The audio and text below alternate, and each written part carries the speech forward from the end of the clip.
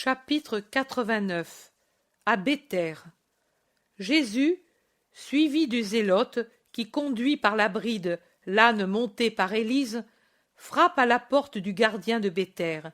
Ils n'ont pas fait la même route que l'autre fois, et ils sont arrivés aux possessions de Jeanne du petit village qui s'étale sur les pentes occidentales de la montagne sur laquelle s'élève le château.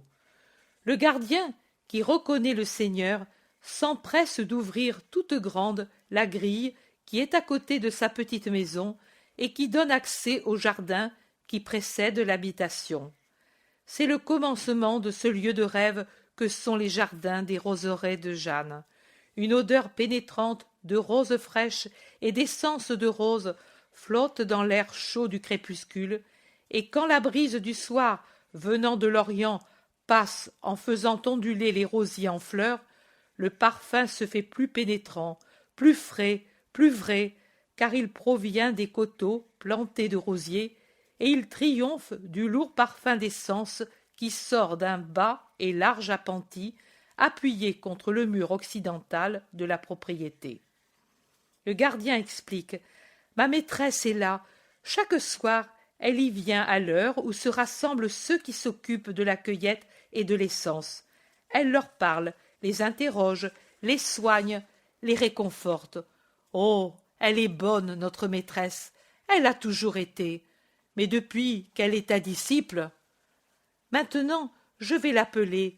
C'est une période de gros travaux et les cueilleurs habituels ne suffisent pas, bien que depuis Pâques, il y a en plus de nouveaux serviteurs et de nouvelles servantes qu'elle a engagées. Attends-moi, Seigneur. Non, j'y vais, moi. Que Dieu te bénisse et te donne la paix, dit Jésus en levant la main pour bénir le vieux gardien que jusqu'alors il a écouté patiemment. Et après l'avoir quitté, il s'en va vers le bas et large appentis.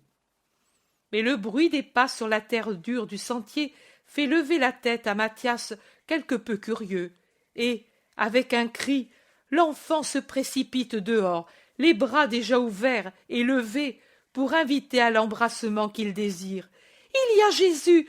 Il y a Jésus !» crie-t-il en courant. Et quand il est déjà dans les bras du Seigneur qui le baise, Jeanne s'avance au milieu de ses serviteurs. « Le Seigneur !» crie-t-elle à son tour, et elle tombe à genoux pour le vénérer tout de suite de l'endroit où elle se trouve. Elle se prosterne, et puis se relève, avec un visage que l'émotion colore d'une teinte pourpre semblable aux pétales d'une rose épanouie. Puis elle vient vers Jésus et se prosterne encore pour baiser ses pieds. « La paix à toi, Jeanne. Tu voulais me voir? Je suis venue. »« Je voulais te voir. Oui, Seigneur. » Jeanne devient pâle et sérieuse. Jésus le remarque. « Lève-toi, Jeanne. Chouza se porte bien? »« Oui, mon Seigneur. Et la petite Marie, que je ne vois pas ici? »« Elle aussi, Seigneur. Elle est allée avec Esther apporter des remèdes à un serviteur malade. »« C'est pour ce serviteur que tu m'as appelé? »« Non, Seigneur, pour toi. » Jeanne, c'est bien visible, ne veut pas parler en présence de tous les gens qui les ont entourés. Jésus le comprend et il dit: « C'est bien. Allons voir tes rosiers. »« Tu dois être fatigué, Seigneur. Tu as besoin de manger. Tu as soif. »« Non, nous nous sommes arrêtés pendant les heures chaudes dans une maison des disciples des bergers. Je ne suis pas fatigué. »« Alors, allons. Jonatas, tu prépareras tout pour le Seigneur et pour ceux qui l'accompagnent. Descends, Mathias, commande-t-elle à l'intendant qui se tient respectueusement près d'elle et à l'enfant qui s'est fait un nid dans les bras de Jésus et, caressant, tient sa petite tête brune dans le creux du cou de Jésus comme un tourtereau sous l'aile paternelle. L'enfant soupire de peine, pourtant il s'apprête à obéir. Mais Jésus dit: « Non, il va venir avec nous et ne nous dérangera pas. Ce sera le petit ange devant lequel il ne peut y avoir d'acte ou d'entretien scandaleux, et qui empêchera le plus léger soupçon de naître dans les cœurs. Allons. Le zélote demande: Maître, Élise et moi, nous entrons dans la maison, ou bien nous veux-tu tout près? Allez, vous aussi. Jeanne conduit Jésus par une large allée qui traverse le jardin. Il se dirige vers les roseraies qui descendent et remontent les versants opposés qui forment le domaine fleuri de la disciple. Et Jeanne continue. On dirait qu'elle veut vraiment s'isoler là où il n'y a que des rosiers et des arbres et des oiseaux dans les branches qui se disputent une place pour dormir ou font un dernier tour à leur nid. Les roses, ce soir encore en bouton et qui demain épanouies tomberont sous les ciseaux, exhalent un puissant parfum avant de se reposer sous la rosée.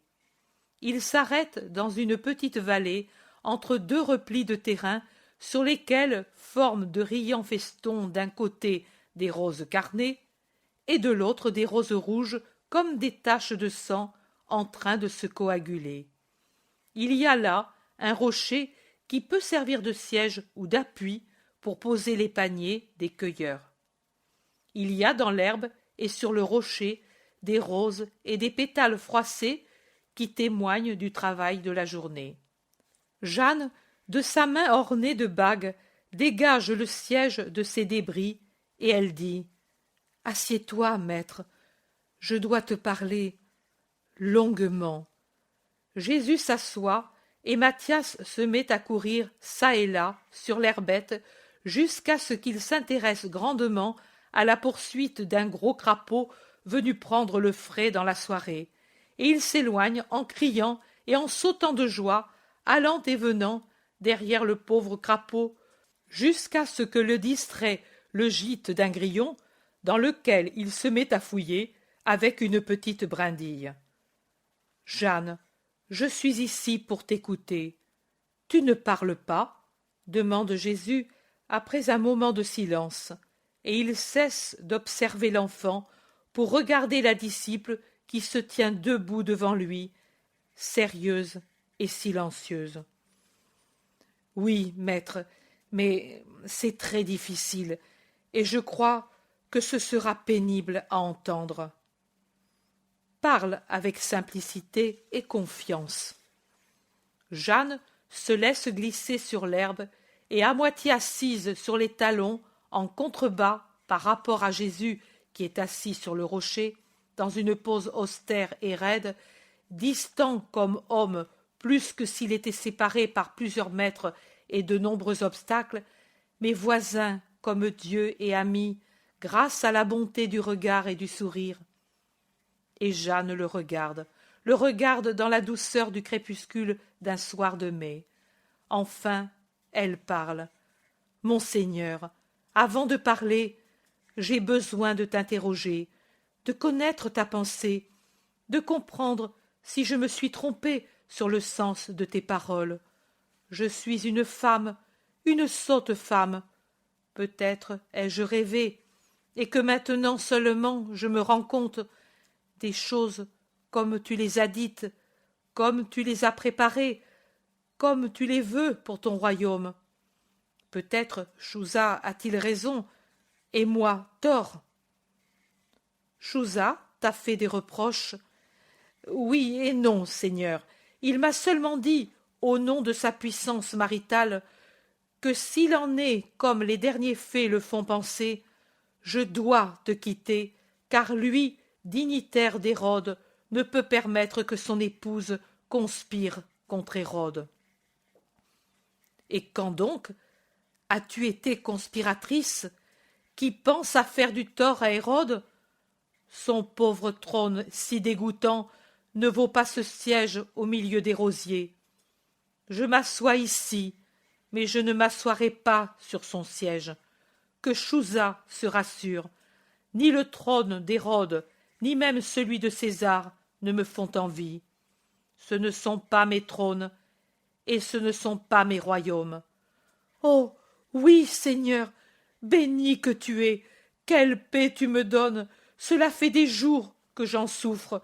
Mon maître, saint et divin, mon cher maître, mon maître de toujours, tel que je t'ai compris, vu, aimé, tel que je t'ai cru, si élevé au-dessus de la terre, si divin, ô mon Seigneur et Roi céleste. Et Jeanne, ayant pris la main de Jésus, en baise respectueusement le dos, en restant à genoux, comme en adoration. Ration. Jésus demande: mais qu'est-il donc arrivé? Une chose que j'ignore, capable de te troubler ainsi, de brouiller en toi la limpidité de ma figure morale et spirituelle? Parle. Quoi, maître? Les fumées de l'erreur, de l'orgueil, de la cupidité, de l'entêtement se sont élevées comme de puants cratères et ont embrouillé ton image dans la pensée de certains, de certaines, et ont essayé de faire la même chose en moi. Mais moi, je suis ta Jeanne, ta grâce, ô Dieu, et je ne me serai pas perdue, au moins, je l'espère, sachant combien Dieu est bon. Mais celui qui n'est qu'un embryon d'âme qui lutte pour se former peut bien mourir à cause d'une déception. Mais celui qui n'est que quelqu'un qui, d'une mer fangeuse, troublé par des courants violents, essaie de gagner le rivage, le port, de se purifier, de connaître d'autres lieux de paix, de justice, peut bien être vaincu par la fatigue s'il perd la confiance en ce rivage, en ces lieux, et se laisser reprendre par les courants, par la fange. Et moi, j'étais affligé, torturé par cette ruine des âmes pour lesquelles j'implore lumière. Les âmes que nous formons pour la lumière éternelle nous sont encore plus chères que les corps auxquels nous donnons la lumière terrestre. Maintenant, je comprends ce que c'est que d'être mère d'une chair et d'être mère d'une âme. On pleure pour notre petit enfant qui est mort, mais c'est seulement notre douleur. Pour un esprit que nous avons essayé de faire grandir dans ta lumière et qui meurt, nous ne souffrons pas pour nous seuls, mais avec toi, avec Dieu, car notre douleur pour la mort spirituelle d'une âme est aussi ta douleur, une infinie douleur de Dieu. Je ne sais pas si je m'explique bien. Oh, très bien, mais fais un récit ordonné, si tu veux que je te console. Oui, maître, tu as envoyé à Béthanie Simon le Zélote et Judas de Kériote, n'est-ce pas, pour cette jeune fille hébraïque que les Romaines t'ont donnée et que tu as envoyée à Nick. Oui, eh bien, elle a voulu saluer ses bonnes maîtresses, et Simon et Judas l'ont accompagnée à l'Antonia. Tu le sais? Je le sais. Eh bien, maître, je dois te donner une douleur. Maître, tu n'es vraiment qu'un roi de l'esprit? Tu ne penses pas à des royaumes terrestres? Mais non, Jeanne. Comment peux-tu encore le penser? Maître, pour avoir la joie de te voir une fois de plus divin, seulement divin. Mais précisément parce que tu es tel, je dois te causer une douleur. Maître, l'homme de Kériote ne te comprend pas, et il ne comprend pas celle qui te respecte comme un sage, comme un grand philosophe, comme une vertu sur la terre, mais t'admire seulement pour cela, et pour cela se fait ta protectrice. C'est étrange que des païennes comprennent ce que ne comprend pas un de tes apôtres après avoir été si longtemps avec toi. Il est aveuglé par l'humanité, l'amour humain. Tu l'excuses, mais il te nuit, maître. Pendant que Simon parlait avec Plotina, Lydia et Valéria, Judas a parlé avec Claudia en ton nom, comme ton ambassadeur. Il voulait lui arracher des promesses pour une restauration du royaume d'Israël. Claudia l'a longuement interrogé. Lui a beaucoup parlé. Il pense certainement être au seuil de son rêve fou, là où le rêve se change en réalité. Maître, Claudia en est indignée. C'est une fille de Rome. Elle a l'Empire dans le sang. Comment veux-tu qu'elle, justement elle, la fille de l'agent Claudia, marche contre Rome? Elle en a été si profondément choquée qu'elle a douté de toi et de la sainteté de ta doctrine. Elle ne peut encore concevoir, comprendre la sainteté de ton origine, mais elle y arrivera parce qu'elle a bonne volonté. Elle y arrivera quand elle se sera rassurée sur ton compte. Pour l'instant, tu lui parais un rebelle, un usurpateur, avide, faux. Plotina et les autres ont essayé de la rassurer, mais elle veut de toi une réponse immédiate. Jésus lui répond: dis-lui qu'elle ne craigne pas. Je suis le roi des rois, celui qui les crée et qui les juge, mais je n'aurai pas d'autre trône que celui de l'agneau, d'abord immolé, ensuite triomphant au ciel. Fais-le lui savoir sans tarder. Oui, maître, je vais y aller personnellement, avant qu'elle ne quitte Jérusalem, car Claudia est tellement indignée qu'elle ne reste pas davantage à l'Antonia, pour ne pas voir les ennemis de Rome, dit-elle. Qui t'a dit cela? Plotina et Lydia, elles sont venues, et Chouza était présent. Et depuis, il m'a posé le dilemme. Ou bien tu es le Messie spirituel, ou bien je te quitte pour toujours. Jésus a un sourire lassé sur son visage qui a pâli de douleur au récit de Jeanne, et il dit: Chouza ne vient-il pas ici? Demain, c'est le sabbat, et il y sera. Et moi, je le rassurerai. Ne crains pas, que personne ne craigne, ni Chouza pour sa place à la cour, ni Hérode pour d'éventuelles usurpations, ni Claudia pour l'amour de Rome, ni toi par la crainte de t'être trompé, de pouvoir être séparé. Que personne ne craigne. Moi seul, je dois craindre et souffrir. Maître, cette douleur, je n'aurais pas voulu te la donner, mais le silence aurait été une tromperie. Maître, comment te comporteras-tu avec Judas? J'ai peur de ses réactions. Pour toi, toujours pour toi. Avec vérité, je lui ferai comprendre que je sais et que je désapprouve son acte et son obstination. Il me haïra, car il comprendra que c'est par moi que tu sais. Tu en souffres? Jeanne répond: ta haine serait pour moi une douleur, pas la sienne. Je suis une femme, mais plus virile que lui à ton service. Je te sers parce que je t'aime, non pour avoir des honneurs de toi. Si demain, à cause de toi, je perdais les richesses, l'amour de mon époux, et même la liberté et la vie, je t'aimerais davantage, parce que, alors, je n'aurais que toi à aimer, et pour m'aimer, dit Jeanne impétueusement en se levant. Jésus aussi se lève, et il dit: sois bénie, Jeanne, pour cette parole, et reste en paix. Ni la haine, ni l'amour de Judas ne peuvent changer ce qui est écrit dans le ciel. Ma mission sera accomplie comme c'est décidé.